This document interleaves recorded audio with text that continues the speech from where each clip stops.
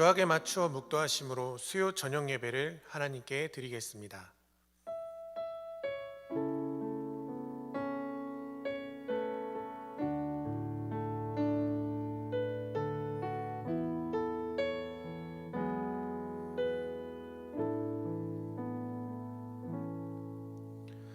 그러므로 형제들아, 내가 하나님의 모든 자비하심으로 너희를 권하노니 너희 몸을 하나님이 기뻐하시는 거룩한 산 제물로 드리라. 이는 너희가 드릴 영적 예배니라. 아멘. 하나님 아버지, 감사합니다. 민족 고유의 명절인 추석 연휴가 시작되었습니다. 하지만 그럼에도 불구하고 하나님의 말씀을 사모하는 자들이 이 자리에 모였습니다. 듣는 귀를 열어주시고 말씀을 깨달아 가족들과 형제들을 사랑할 수 있는 우리가 되게 하여 주옵소서. 예수님의 이름으로 기도드립니다. 아멘. 찬송가 270장 하나님께 찬양하겠습니다.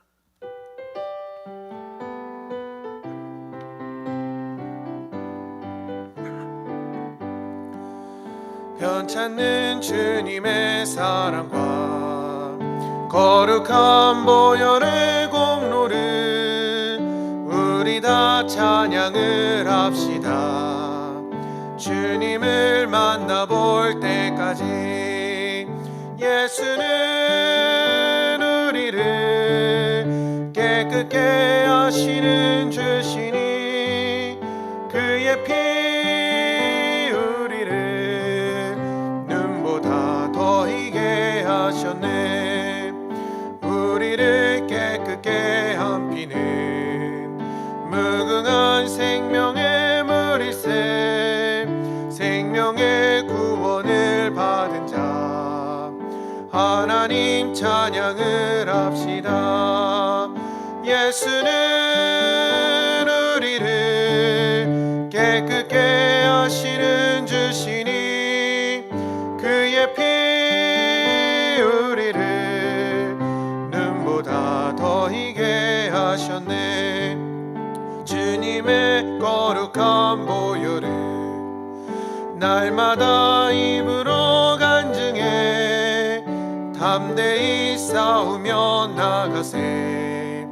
천국에 들어갈 때까지 예수는 우리를 깨끗게 하시는 주시니 그의 피 우리를 눈보다 더 희게 하셨네. 십자가 단단히 붙잡고 날마다 이기며 나가세.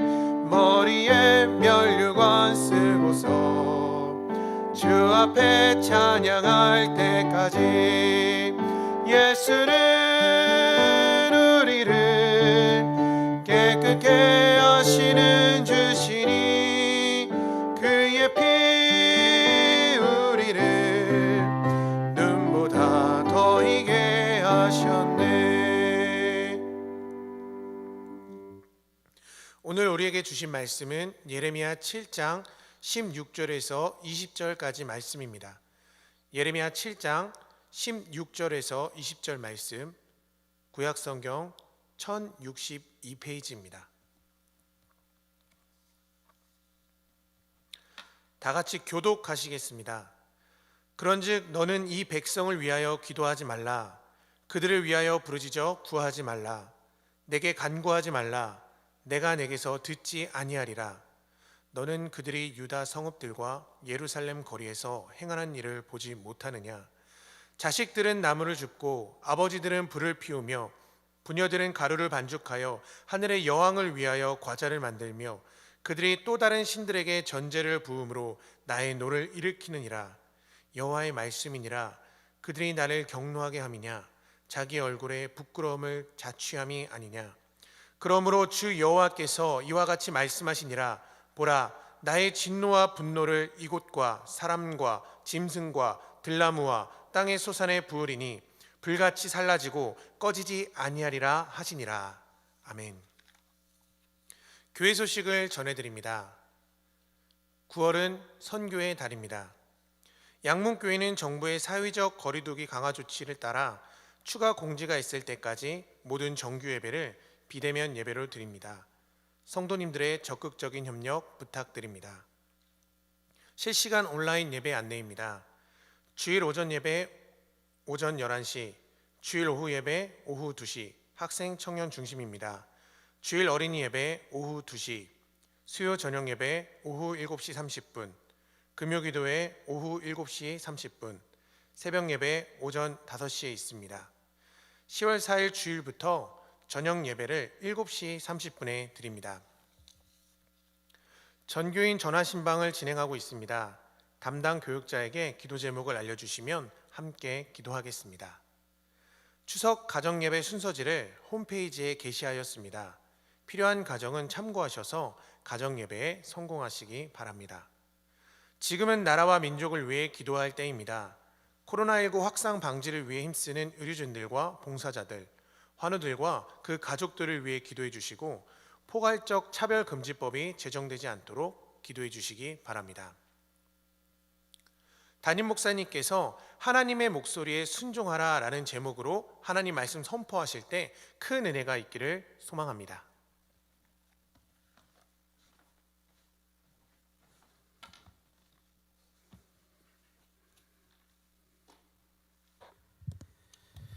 기도하시고 말씀 받겠습니다. 걸어가신 아버지 하나님, 은혜와 사랑에 감사드립니다. 이 시간도 성령으로 인도하시고 역사하셔서 하나님의 하나님됨을 저희들을 잘 알고 믿고 따르고 순종하여 이 땅 가운데 하나님의 뜻을 이뤄가는 저희들에게 도와주옵소서. 비록 지금 어렵고 힘든 시간을 보내고 있지만 반드시 저희들 인내하고 또 깨달아 하나님 앞에 바로 서서 믿음으로 나가는 저희들 되게 하시고 또 발걸음마다 함께 하시고 승리케 하셔서 하나님의 영광된 삶이 되어질 수 있도록 우리 성도들을 붙잡아 주옵소서. 말씀을 전할 때 성령으로 전하게 하시고 또 성령으로 깨닫게 도와 주옵소서. 예수님의 이름으로 기도합나이다. 아멘. 할렐루야. 이 시간 하나님의 목소리에 순종하라 라는 제목으로 우리 하나님 말씀 받겠습니다. 주님의 은혜와 평안이 넘치시기를 예수 이름으로 축원드립니다. 지금은 코로나로 인하여 어려운 시간을 또 힘든 시간을 잘 우리 성도님들이 이겨내고 있으리라 저는 확신합니다. 대한민국이 생겨서 기독교가 생기고 처음으로 이렇게 함께 모여있지 못하여 예배 드리는 이들은 처음이죠. 그만큼 어려운 부분도 있었고 힘든 부분도 있습니다. 이럴 때일수록 더 우리가 믿음을 잘 지키고 주의 뜻을 잘 알아서 우리 하나님 앞에 바로 서는 믿음의 자세가 필요하고요. 또 이 시간은 반드시 지나갑니다. 지나갑니다. 초대교회 때부터 지금까지 보면 어떤 환난과 어려움이 있더라도 하나님은 함께 하시고 승리하게 하셨습니다. 또 교회도 또 이 나라 하나님 나라가 확장될 수 있도록 하나님은 계속 일하시고 계십니다. 우리 예수님은 너희는 담대하라. 내가 환난을 당하나 담대하라. 내가 세상을 이겨노라. 이렇게 말씀하십니다. 여러분, 주님이 이기신 세상, 또 세상 끝날까지 우리 주님께서 함께 하신다 약속하셨습니다. 어렵고 힘든 이 시간을 믿음을 잘 지키고 승리하는 일들로 만드셔서 나중에 지나간 다음에 그때 믿음을 잘 지켜놓으라 서로 격려할 수 있는 우리 성도님들이 다 되시기를 또 한 번 예수 이름으로 축원드립니다. 오늘 말씀 예레미야. 이 예레미야는 눈물의 선지자죠. 그래서 예레미야가 요시야 왕 때 하나님께 부름받습니다.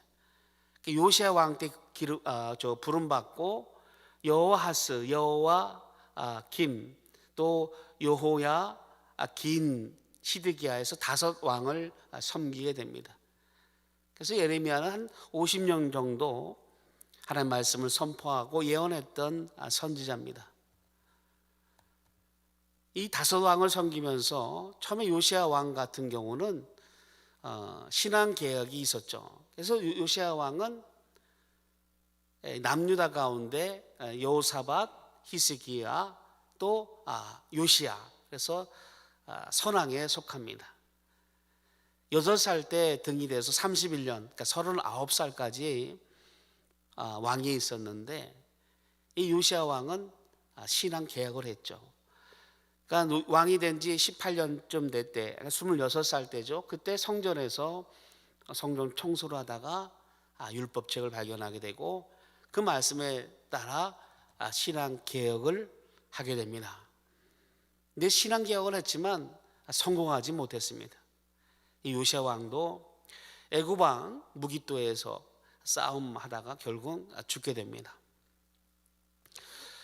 우리가 개혁이라는 것은 누누이 말씀드리지만, 개혁은 뭐 바꾸는 게 개혁이 아닙니다. 뭐 다시 새롭게 하는 것 또한 개혁이 아닙니다. 개혁이라는 것은 하나님 말씀으로, 하나님의 뜻으로, 하나님 방법으로 돌아가는 것이 개혁입니다. 개혁. 이스라엘 백성들은 우상 숭배로 망했죠.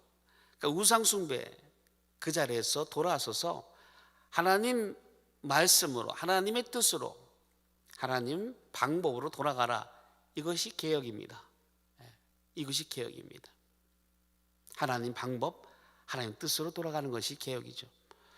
그래서 요시야 왕 때는 개혁이 있었지만 완전하게 성공하진 못하고, 그 다음에 여호아하스가 왕위를 받습니다.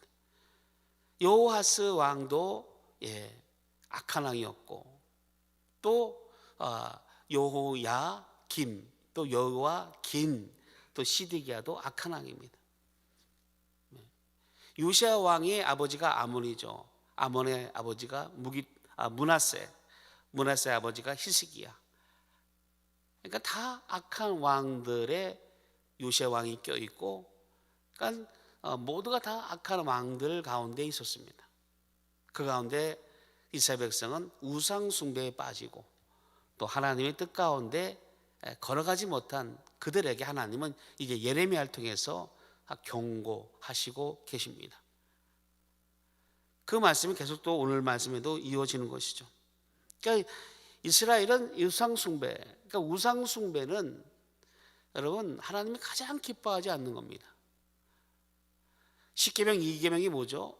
10계명 2계명 출애굽기 20장 3절부터 6절까지 보면 2계명에 대한 이야기 나옵니다. 나 외에 다른 신을 섬기지 마라. 그러니까 어떤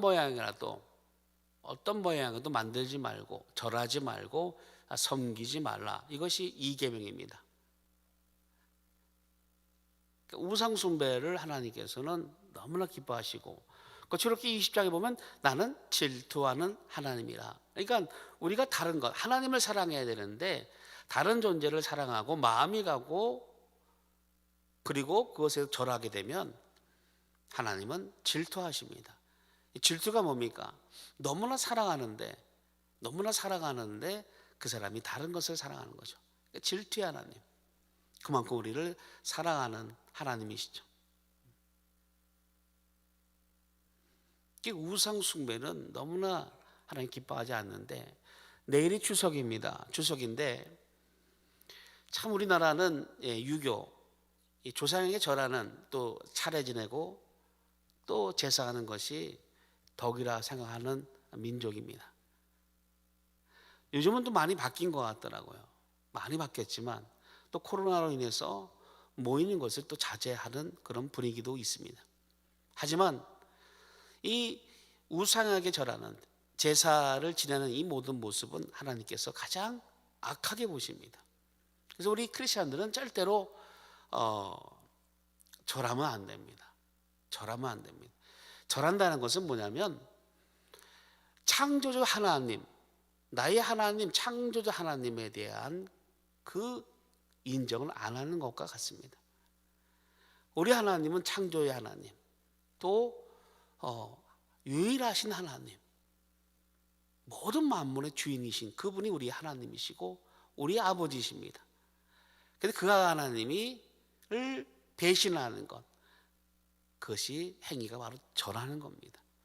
그래서 고린도전서 10장 20절에 보면 제사하는 것은 기신하게 하는 것이니 하나님께 하시는 것이 아니라, 이게 기신하게 하는 제신 것을 분명하게 말씀하고 있죠. 그래서 우리 크리스찬들은 절대로 제사를 지내면 안 됩니다. 제사를 지내게 되면 정말로 하나님을 배신하는 것이고 하나님을 거역하는 행위입니다. 그래서 우리는 세상과 타협하는 사람들이 되면 안 됩니다. 왜냐하면 제사를 지내지 아니하면 가정에 또 불화가 생기고, 또 제사를 지내지 않으면 화목하지 못하는 상황이 있는 우리 가정도 있을 수 있습니다. 그렇다 해서 그것을 타협하게 되면, 한두 번 용납하다 보면 그것이 좋을 것 같은데, 또 화목할 것 같은데 그렇지 않습니다. 영적으로 볼 때 더 악해지는 것이죠. 그래서 다른 것들은 다 용납하세요. 다른 것들은 다 베풀어 주세요. 하지만 이 제사와 하나님의 말씀과는 절대로 타협하면 안 됩니다. 그래서 우리 하나님 말씀에 아무리 부모가 아무리 우리의 많은 것들을 말씀하실 때 다 순종해야 되겠죠. 부모에게 순종하는 것은 또 하나님께도 말씀하신 부분이 있습니다. 하지만 에베소 6장 1절에 보면 자녀들아 주 안에서 부모에게 순종하라 이렇게 말씀하십니다. 그러니까 내 부모라도 하나님의 말씀과 벗어난다 하면 순종할 수가 없는 것이죠. 너 제사 지내라 절하라 순종할 수가 없는 겁니다. 그렇게 되면 당장 뭔가 편한 것 같은데 하나님과는 담을 이루고 적을 이루는 행위인 것을 항상 기억해야 됩니다. 그러니까 기도해야 됩니다. 기도하면서 영적인 것은 영적으로 대적하고, 마귀는 대적하고, 또 하나님께 지혜를 구하고 또 능력을 구해서 담대하게 내가 그리스도인인 것을 지혜롭게 밝힐 수 있고 선포할 수 있고 또 말할 수 있는 일들로 만드셔야 됩니다. 그래서 많은 성도님들이 이것으로 많이 힘든데, 또 이제 코로나로 인해서 이제 그런 것을 많이 준비는 안 하지만 아직까지도 하는 경우가 있으니까 담대하게 여러분 담대하게 내가 그리스도, 내가 예수 믿는 자인 것을 선포할 수 있는 그런 일들로 만드셔서 또 그런 일을 통해서 내 가정을, 또 내 이웃을, 또 내 친척을 전도할 수 있는 그런 복음의 기회로 만드시는 것이 유익합니다. 그래서 우상 숭배는 보이는 것을 섬기는 것이죠. 보이는 것을 섬기는 겁니다. 우상 숭배는 또 보이지 않는 것도 내 마음에 두는 것도 우상 숭배죠. 탐심도 우상 숭배라 이렇게 골로새서 3장 5절에 말씀한 것 같이 내 마음에 하나님, 그러니까 하나님 외에 다른 것이 있는 그 자체가 사실 우상 숭배라 하나님은 말씀하고 있는 겁니다.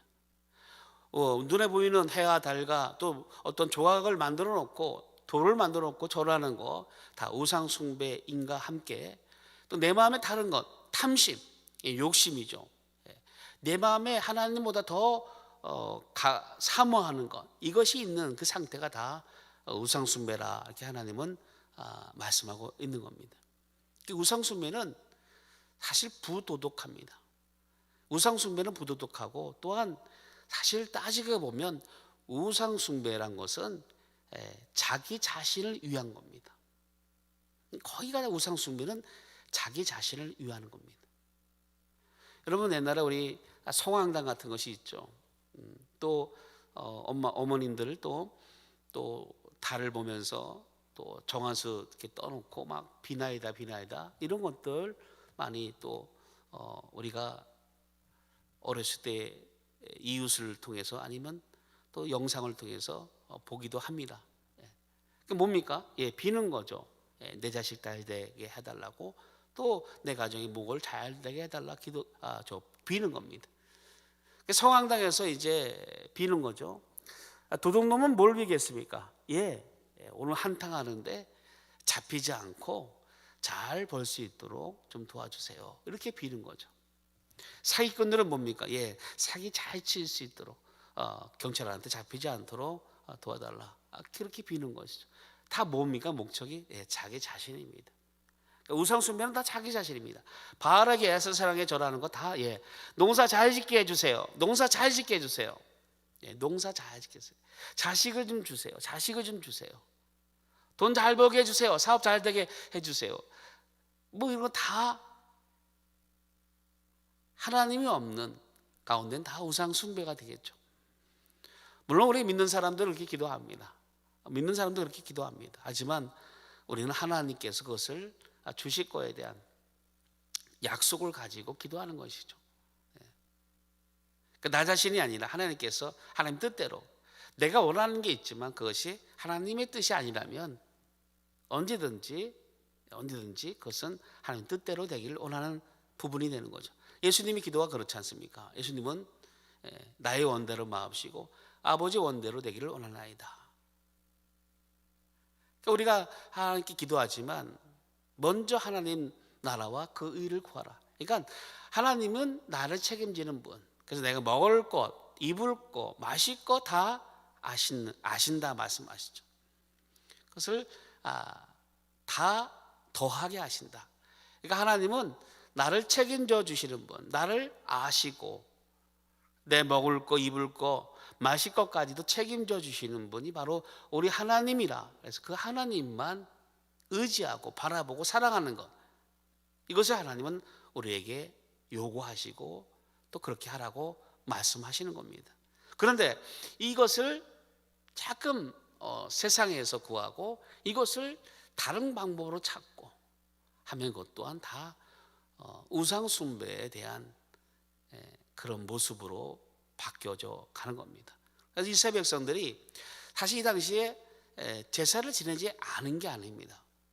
하나님 성전에서 제사도 지나고 또 우상도 섬기고 다 한 겁니다. 양다리 다 거친 겁니다. 양다리를 다 거친 겁니다. 하나님도 섬기고 우상도 섬기고 그런 모습으로 이스라엘 백성이 지금 나가고 있는 것이죠. 지금도 보면 예수 믿는다 하면서 점치는 분들이 있습니다. 예배는 드리면서 점을 칩니다.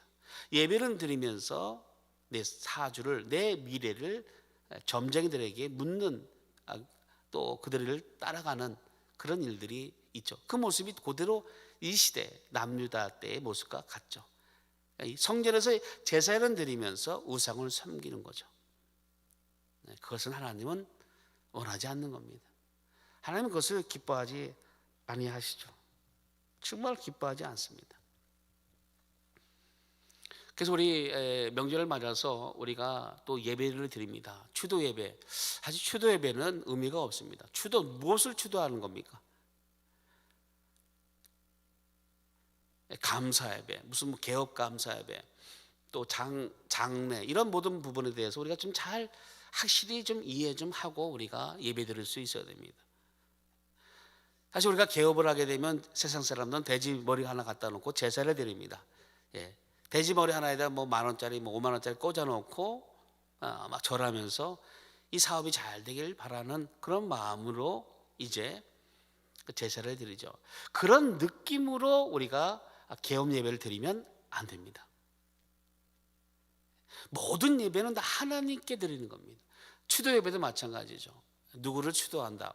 내 어머니가 돌아가셔서 내 어머니 추도한다. 내 아버지를 추도한다. 아닙니다. 그 시간은 가족에 모여서 예배를 드리는 겁니다. 그냥 추도가 아니죠. 그러니까 하나님께 예배 드리면서 예배 가운데 내 어머니의 신앙이 어떻다.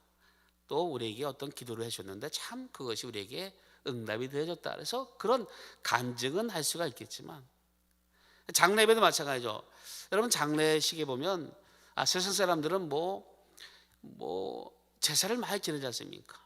염할 때 제사, 또 간 뭐 해서 또 제사, 또 그 발인할 때도 제사, 또 하여튼 제사를 얼마나 많이 지내는지 모릅니다. 그에 따라서 우리가 또한 뭐 입간 예배, 무슨 예배, 발인 예배 막 드리지 않습니까? 그것도 우리가 잘 이해하셔야 됩니다. 단지 우리가 드린 예배는 그렇게 해서 드리는, 그렇게 맞춰서 드리는 예배가 아니라 우리는 복음의 기회를 더 주는 겁니다. 혹시 가족 중에서 예수 믿지 않는 분들이 계실지 모르니까 복음의 기회, 그래서 복음의 기회, 말씀을 들을 수 있는 기회가 되게 하기 위해서 사실은 장례 예배를 드리는 겁니다. 네, 그래서 드리는 겁니다. 추도예배도 마찬가지고 개업 예배도 마찬가지죠. 하나님 이 사업터가 복음의 사업터가 되게 하시고 또 이것을 통해서 하나님 예수 믿는 자가 이렇게 하나님이 이끄시는 맡기는 차원에서 예배를 드리는 그런 모습인 거죠. 그래서 그렇지 않으면 왠지 드리지 않으면 뭔가 마음이 불편합니다. 뭔가 이렇게 허전합니다. 복을 못 받을 것 같습니다. 그런 마음이 들면 안 됩니다. 모든 예배는 다 하나님께 드리는 겁니다. 거기 앞에 어떤 이름이 들어가면 안 됩니다. 하나님께 드리고 또 우리 지금 이때 우리가 드리는 모든 예배에 대해서는 항상 복음의 기회, 복음의 예배의 하나님 말씀에는 그 캐리그마, 그래서 복음이 들어가야 됩니다. 복음이. 예수 그리스도를 믿음으로 산다는 그 복음이 들어가야 됩니다. 그래서 우리가 예배를 드리는 겁니다. 그래서 우리 가족이 모여서 예배 드릴 때 그런 하나님께 드려지는 예배, 그런 예배를 하나님 또한 기뻐하시고 또한 받으신다는 것을 잘 아시기를 바랍니다. 여러분 아다시피 이스라엘 백성들은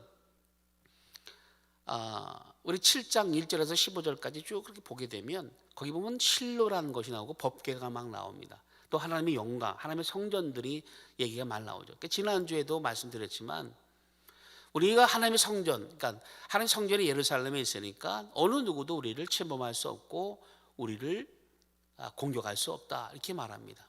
왜? 하나님의 성전이 예루살렘에 있으니까. 또 우리는 하나님의 백성이니까 하나님의 선택받은 자들이니까 어떻게 이방인들이 우리를 나쁘게 할 수 있겠느냐라고 생각을 했습니다.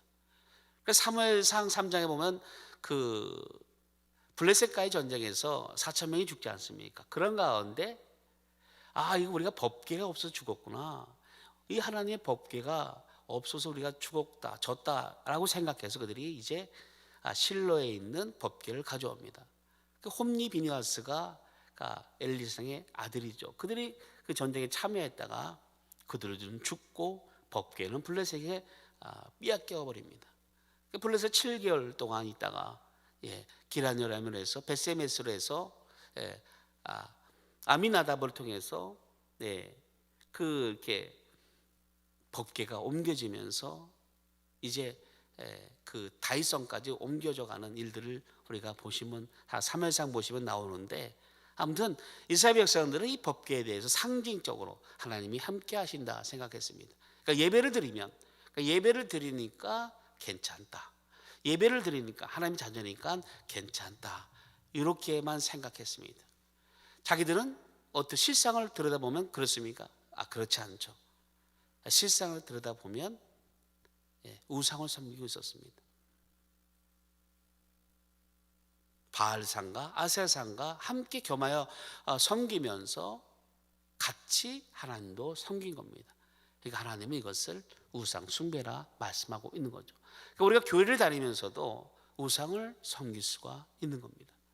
교회를 다니는데 예배를 잘 드리고 기도도 하고 또 여러 가지 다 하지만 우리 중심 가운데 우리 마음 가운데 정말 성령으로 충만하고 예수로 충만하고 하나님으로 충만해야 하는데 그렇지 않은 다른 것들로 채워져 가 있으면 그것이 바로 우상입니다. 우상.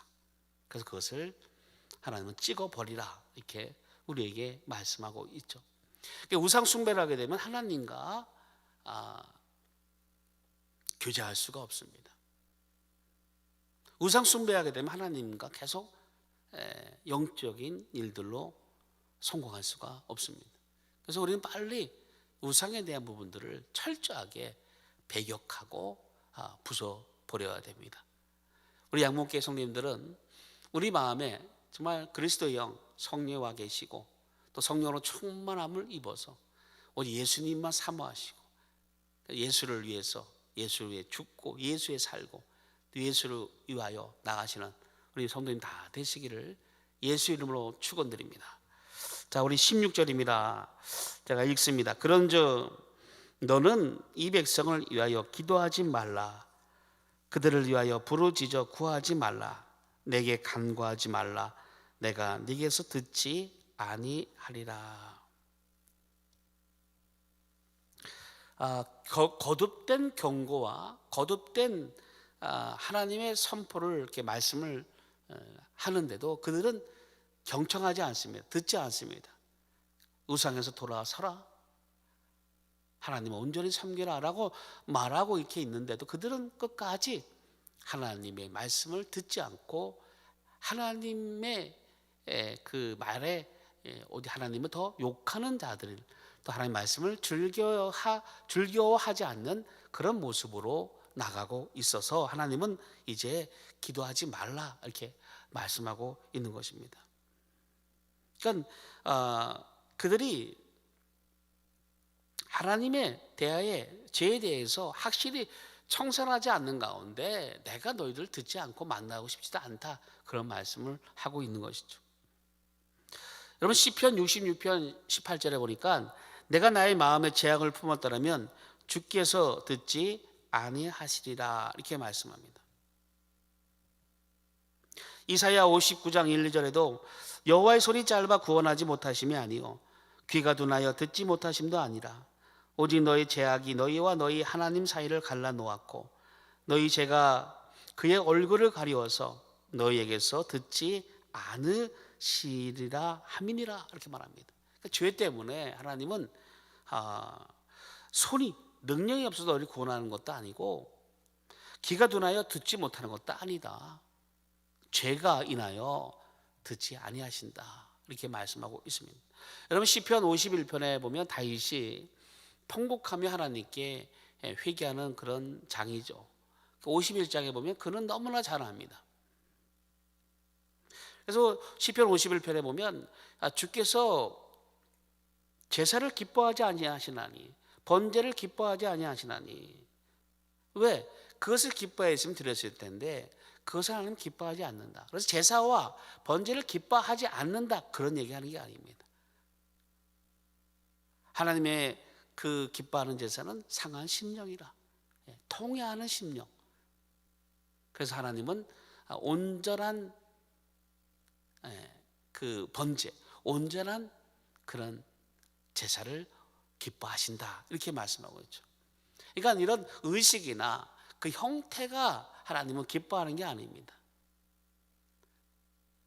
멋있는 예배당에서 멋있게 옷을 입고 헌금을 많이 드리고 마음을 소리 높여 기도한다 해서 그것이 하나님 받으시는 그 모습은 아닙니다. 하나님 그 마음의 중심을 보시죠. 그 막 영과 진리로 드리고 있느냐? 성령과 능력으로 또 신령과 진정으로. 그래서 주님 없이는 견딜 수 없는 마음, 사모하는 마음과 그리스도의 공로 은혜로 내가 감사하는 마음과 또 사랑의 마음과 이런 것들로 해서 영과 진리로 예배 드려질 때 그 하나님은 그런 예배를 찾으시고 또 받으시는 하나님이십니다. 그래서 하나님은 예배 드릴 때 또 기도할 때 이런 관계가 돼야 됩니다. 다시 말해 죄가 있는 가운데 하나님과 벽이 있는 가운데 아무리 기도해도 하나님은 그것을 듣지 않겠다. 무슨 말씀이에요? 듣긴 다 들으시죠. 듣긴 다 들으시지만 은혜는 없는 겁니다. 그러니까 은혜를 받기 위해서는 돌이켜라. 그래서 하나님께로 돌이킬 것을 또 죄에 대해 있으면 회개할 것을 이렇게 하나님은 우리에게 말씀하고 있는 겁니다. 그래서 예수님 당시에도 보면 예수님께서 기도를 가르쳐 주시죠. 기도를 가르쳐 주십니다. 마태복음 6장에 보면 예수님께서 주기도문을 가르쳐 주시죠. 마태복음 6장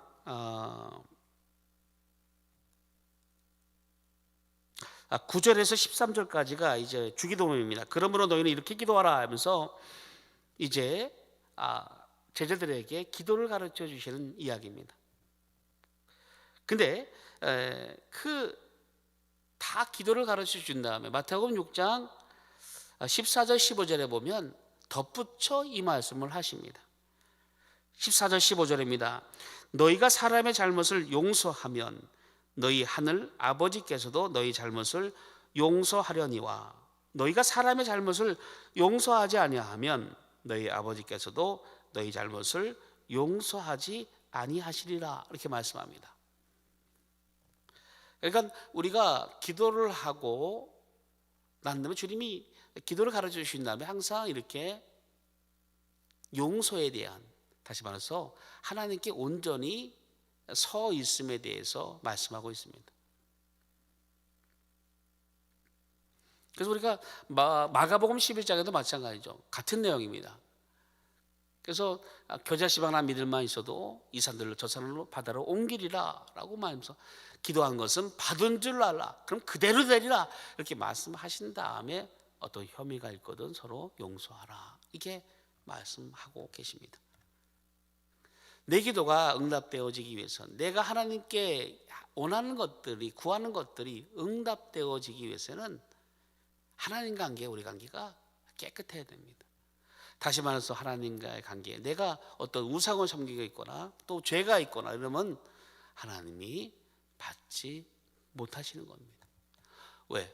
그것을 들어주게 되면, 그것을 또 하나님이 응답하시게 되면 그 영혼은 더 망하게 됩니다. 더 안 좋게 됩니다. 더 그 영혼은 더 구렁텅이로 더 빠져들게 되겠죠. 그래서 하나님은 먼저 하나님 앞에 온전하라는 겁니다. 근데 완벽한 사람은 없죠. 완벽한 사람은 없습니다. 그래서 하나님은 우리에게 회개를 가르쳐 주신 겁니다. 요한에서 1장에도 보면 미쁘시사 자백하는 자 불의에서 깨끗게 하신다, 이렇게 약속을 하셨지 않습니까? 그래서 회개는 우리의 능력이요 또 우리의 기쁨입니다. 그래서 회개를 통해서 나가는 거죠. 그래서 여러분들 영상 예배지만 항상 딱 시간 맞춰 앉아있지 말고 미리 한 10분 15분 전에 기도하시기 바랍니다.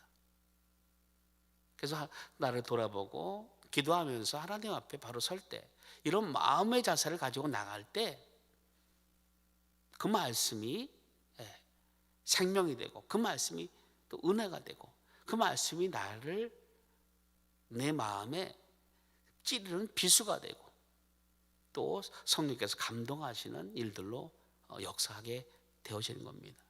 우리 마음이 강박하고 마음이 닫혀 있는 가운데, 죄로 인해서 내가 가득 차 있는 가운데는 어떤 은혜와 어떤 구함도 받지 못합니다. 하나님 우리에게 많은 것 주기 원하죠. 우리 하나님 우리에게 다 주고 싶어 하십니다. 아들까지 주셨는데 뭔들 주지 않고 싶겠습니까? 다 주고 싶습니다. 여러분 가정마다 원하는 것들 다 하십니다. 여러분 가정에 환자가 있죠. 그러면 그 환자마다 다 치료해 주고 싶습니다. 또 가난하면 다 부유하게 해주고 싶어 하십니다. 또 높은 또 잘 되는 이런 일들로 하나님은 다 채워주고 싶어 하시는 것이 하나님입니다. 이번에 서윤선 집사님이 전화 아까 통화했는데 취장암 수술 너무나 잘 돼가지고 퇴원하셨습니다. 오늘 퇴원하셨더라고요. 말끝마다 다 은혜라 얘기합니다. 은혜입니다, 목사님. 절차 가정마다 다 하나님의 은혜였습니다. 이렇게 말합니다. 왜? 본인이 느끼니까요. 하나님이 하지 않으면 안 되는 상황들이 나타나니까 은혜입니다. 저는 이석봉 집사님 집에 예배 드릴 때도 그분이 하는 얘기가 항상 그겁니다. 집사님이 은혜입니다. 하나님이 다 해 주셨습니다. 하나님의 은혜입니다. 그러니까 이런 은혜들이 우리 가정에, 우리 삶 가운데 계속적으로 나타나게 하는 방법. 또 내 사업이 있습니다. 하나님이 사업이 잘 되게 하게 하는 방법. 내 자녀가 잘 되게 하는 방법은 먼저 하나님과의 관계가 서 있어야 됩니다. 그러니까 하나님 관계가 되어 있지 않은 가운데는 모든 것이 될 수가 없습니다. 교회도 그렇고 나라도 그렇습니다. 어떤 것도 다 마찬가지입니다. 먼저 하나님 관계가 바로 서서 있을 때, 그러니까 내가 하나님께 어떤 자이고 내가 어떤 하나님은 나의 어떤 하나님인 것을 알고 바른 신앙으로 말씀 안에 또 말씀으로 또 돌이킬 수 있는 내 마음에 한 성령으로 충만한 이런 가운데 섰을 때 모든 것이 다 형통케 되는 겁니다. 그렇지 않으면 지금 잘 되는 것 같습니다. 잘 되는 것 같고 부족하게 없는 것 같은데 언젠가는 실패합니다. 언젠가는 반드시 무너집니다. 여러분 모래에 의해 세운 성은 파도가 밀려오면 또 비가 내고 홍수가 내리면 반드시 다 흡수를 가는 겁니다. 당장 보기 좋고 멋있어 보일지 몰라도 하나님 관계가 서 있지 않으면 언젠가는 다 무너집니다. 그래서 우리 하나님은 바로 서 있으라는 겁니다. 우리에게 그것을 말씀하고 있는 것이죠. 그러니까 너는 이 백성에게 기도하지 말라, 중보기도 하지 말라는 그 얘기가 아닙니다. 그 얘기가 아닙니다. 받을 그릇이 없다는 겁니다. 아무리 쏘아부어도, 그러니까 물을 아무리 부어도 앞에 그 마개가 닫혀 있습니다. 뭐가 가려져 있습니다. 그러면 아무리 그 물을 부어도 그 안에는 그 물이 들어갈 수가 없는 거죠. 어느 병이 있습니다. 병뚜껑을 막아버린 다음에 위에서 아무리 물을 말 부으면 뭐합니까? 막혀서 아무것도 받을 수가 없는 것과 같습니다. 그들 마음이 그런 겁니다. 강팍합니다. 그러니까 그들을 위해서 기도하지 말라. 그렇다 해서 기도하지 말라는 얘기가 아니죠. 우리는 기도를 해야 됩니다. 우리는 계속 중보기도를 해야 되겠죠. 하나님께서 기회를 더 주실 수 있도록 계속 하나님께 기도하면서 하나님의 은혜를 구하는 것이 우리의 방법입니다. 하지만 그들이 돌이키지 않고 그들이 하나님께로 돌아오지 아니하면 은혜는 없는 겁니다. 그것을 분명히 말씀하고 있습니다. 17절입니다. 너는 그들이 유다 성읍들과 예루살렘 거리에서 행하는 일을 보지 못하느냐. 그게 다른 겁니다. 여러분 그전에는 이스라엘 백성들이 산당이 어디 있습니까? 경치 좋은 곳이죠. 언덕이나 무깃도에 갔을 때 무깃도에 보면 그 언덕 위에 가장 좋은 위치에 제사 드리는 장소가 있습니다. 그러니까 가장 아름답고 좋은 위치에 항상 산당이 있습니다. 제사 드리는 곳이 있고 그 제사 드리는 곳에다가 짓고 있었는데 이제 유다 성은 뭡니까? 내려온 겁니다. 이제 사람들이 사는 도시까지 우상의 모습이 다 넘쳐나는 것이죠. 그게 다른 겁니다. 그게 다른 겁니다. 우리나라 절이 산에 있었지 않습니까? 2조 때는 뭐 쫓겨나서 뭐 산으로 피신도 했던 적도 있지만 사실 그래서 절은 거의가 이 산에 있는 모습이었죠. 근데 어느덧 절이 막 도시로 내려왔죠. 여러분 점쟁이들이 얼마나 많습니까? 타로 카드인가요? 또 역전주에 보면 막 사주팔자 무슨 뭐 점보는 운세 보는 또 신문마다 다 모든 세상이 지금 점치는 또 우상에 대해서 뭐 이런 부분과 여러 가지 상황이 지금 가득 찬 거와 같이 그때도 마찬가지로 유다 성읍까지 그런 모습이 내려온 겁니다. 그러니까 타락하니까 우상 숭배에 타락하니까 이제 도시까지 내려온 겁니다. 온 백성 전체로 우상 숭배가 퍼져 있는 상태를 하나님은 말씀하고 있습니다. 점치는 것 정말 안 좋죠. 정말 안 좋은 겁니다. 하나님도 섬기고 점도 우상도 섬기는 귀신도 섬기는 이런 모습은 하나님의 은혜를 받을 수가 없습니다. 18절입니다.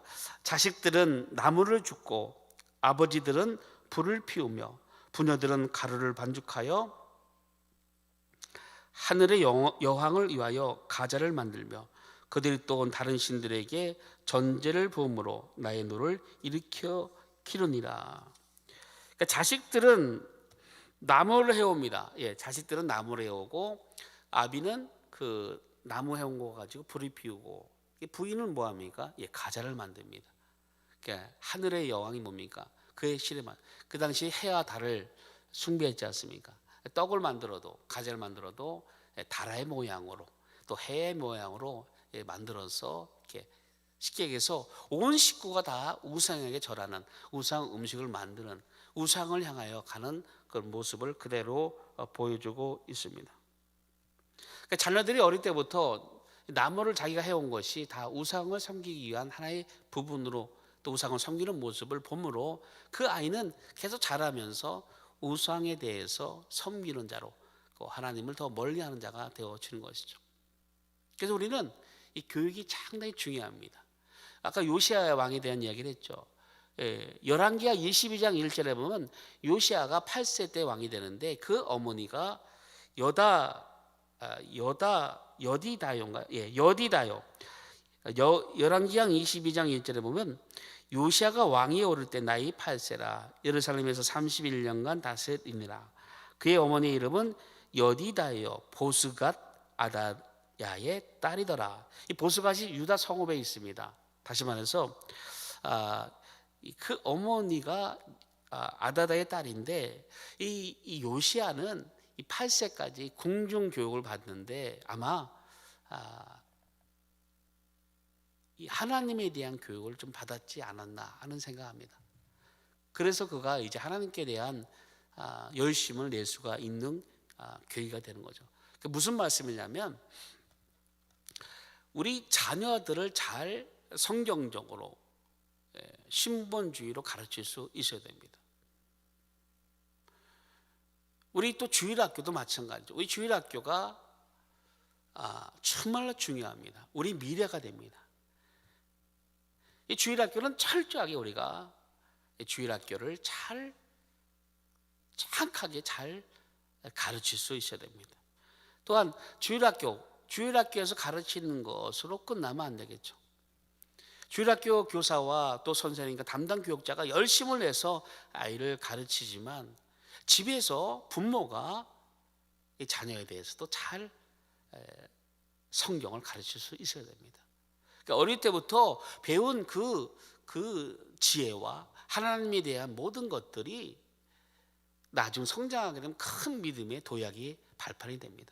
저도 어렸을 때 주일학교 배웠던 말씀들이 지금도 기억나고, 주일학교 때 보았던 물은 연극들, 또 주일학교 성경학교를 통해서 지냈던 모든 그런 것들이 다 저의 믿음에 다 기초가 됐습니다.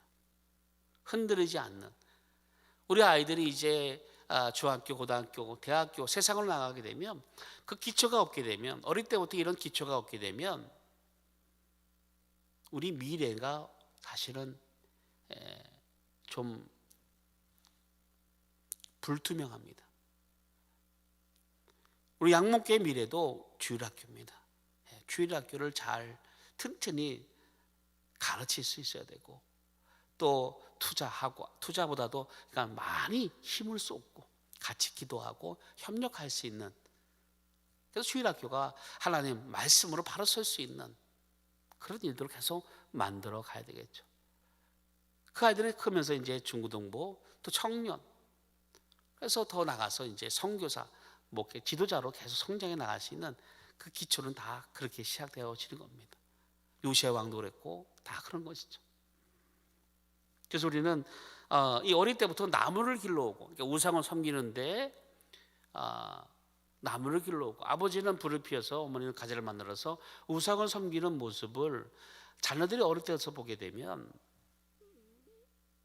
그 아이는 하나님을 모르는 아이로 성장하게 됩니다. 우리가 집에서 집사님 또 권사님 또 직분을 또 있습니다. 자녀들은 봅니다. 교회는 같이 가고 교회 예배는 같이 드리지만 그 삶은 그런 모습이 살지 못하면 또한 이것도 교육의 실패가 될 수 있습니다. 그래서 항상 우리 그리스도인은 먼저 성경을 가르치고 또 성경대로 살려고 성품을 따라갈 때 자녀들이, 제대로 된 자녀들이 되어지고 성장하게 되는 일들로 만들어지는 것이죠. 19절입니다. 여호와의 말씀이니라 그들이 나를 경노하게 함이냐 자기 얼굴에 부끄러움을 자취함이 아니냐.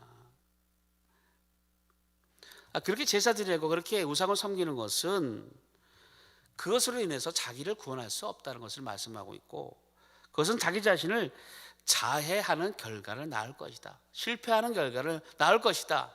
망하는 결과를 낳을 것이다. 이렇게 하나님은 경고하고 계시는 겁니다. 너희가 우상 섬기고 있는데 그 우상이 너를 도와줄 것 같고 그 우상이 너희 인생을 책임질 것 같다? 아니다. 오히려 그것이 너희를 더 어렵게 하고 힘들게 하고 부끄럽게 할 것이다. 이렇게 하나님은 말씀하고 있습니다. 20절입니다. 그러므로 주 여호와께서 이와 같이 말씀하시니라. 보라 나의 진노와 분노를 이곳과 사람과 짐승과 들나무와 땅의 소산에 부으리니 불같이 살라지고 꺼지지 아니하리라 하시니라. 그래서 하나님의 진노와 분노, 하나님의 경고와 심판을 또 징계를 받게 됨을 말씀하고 있습니다. 그러니까 하나님을 떠나니까 그들이 먼저 하나님의 언약을 파괴했습니다. 하나님을 버렸습니다. 말씀을 버렸습니다. 그래서 인해서 하나님의 언약과 하나님의 분노와 진노를 맞이하게 되는데, 그 결과 사람만 죽은 것이 아니라 짐승과 들나무와 땅의 소산들 따라서 모든 것 또한 다 망하게 되는 것을 말씀하고 있습니다. 이스라엘 백성이 이제 징계당함으로 이제 그 예루살렘 그 땅이 황폐해집니다. 예루살렘 성전은 다 무너지고 다 사라집니다. 그리고 성벽도 다 무너지고 수많은 사람들이 죽습니다. 수많은 짐승이 죽습니다. 그 땅은 황폐한 땅이 되어 버려지게 되어지는 것을 볼 수가 있습니다.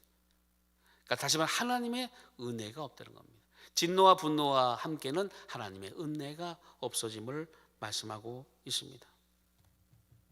그래서 우리 하나님을 잘 섬기고 하나님을 더 알아가고 가까이 하면 하나님 우리를 가까이 하시리라. 야고보서 4장 8절에 말씀하신 것 같이 더 하나님을 가까이 하는 겁니다.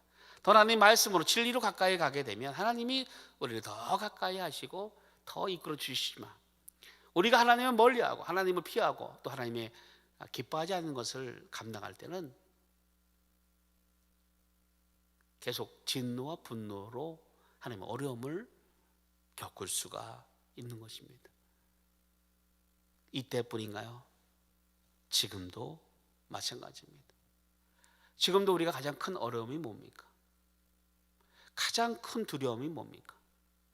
우리 성도님들 지금 어려운 시대에 지금 지내고 있는데 여러분들 가장 두려운 것이 뭡니까?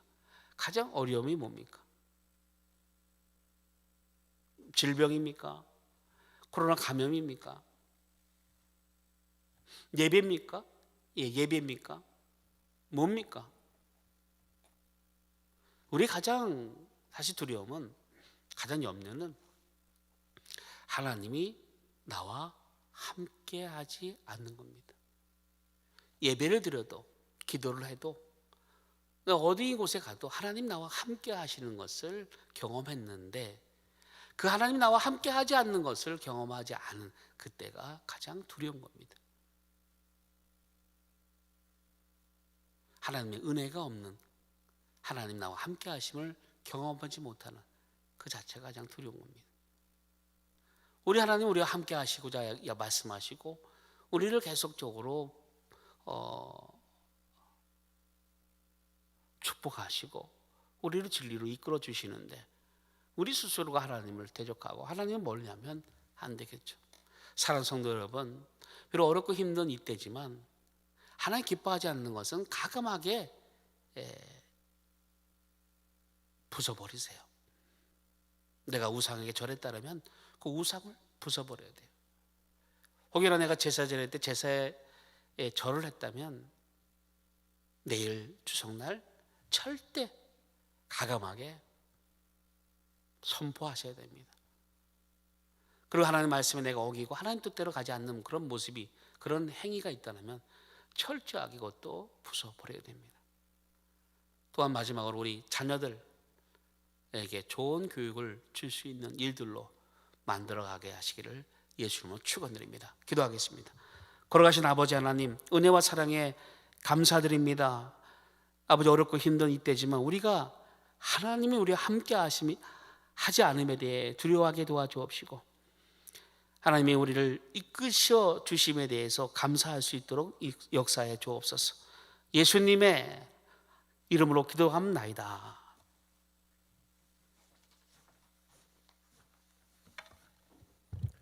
많은 은혜 받으신 줄 믿습니다. 찬송가 261장 하나님께 찬양하겠습니다.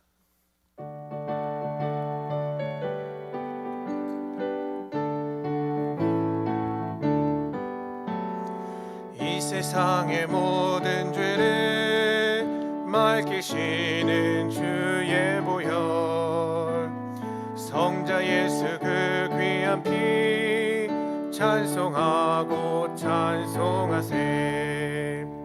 주님 앞을 멀리 떠나 길을 잃고 헤맬 때에 나의 뒤를 따라오사 친히 구원하셨도다. 흰 눈보다 더 주의 흘리신 보혈로 이게 씻어 주옵소서. 가시관을 쓰셨으니 피로 얼굴 물드셨고, 십자가의 모진 고통 나를 위해 당하셨네. 말로 형용할 수 없는 그 세주의 구속하심, 그 은혜와 크신 사랑 찬송하고 찬송하세. 흰 눈보다 더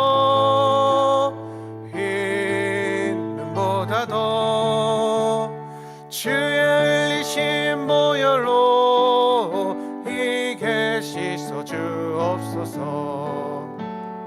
아버지를 멀리 떠나 바른 길을 저버리고 여러 가지 죄악으로 주홍같이 되었으니, 물 같은 것 가지고는 씻을 수가 아주 없네. 주여 귀한 몸의 피로 날 정결케 하옵소서. 흰 눈보다 더